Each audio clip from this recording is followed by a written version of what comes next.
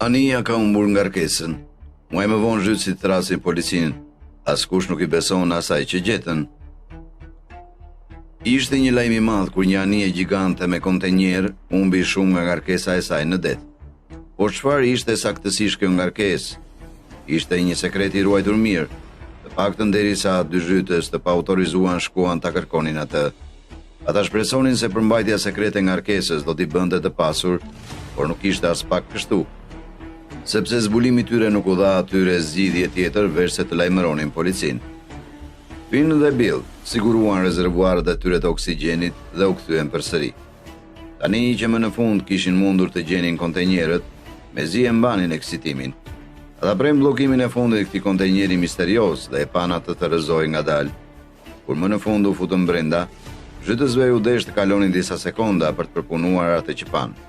Si ka mundësi që askush nuk ka ardhur për këtë ngarkesë? Por çfarë gjetën zhytësit brenda anijes së mbytur të mallrave, e pse e ndjen të nevojshme të thërisnin policinë për këtë? Moti ndryshoi shumë shpejt nga sa pritej atë ditë. Era u rit shpejt dhe dallgët e larta sa shtëpitë u përplasën anije. Për shkak të kësaj, Ania filloi të anoj. Ishte kaos në bord. Shumica e burrave nxituan për shtrënguar sigurinë, pasi pan pothuajse të gjithë ngarkesën të zhdukej. Një pjesë e saj era mbi kontenjer të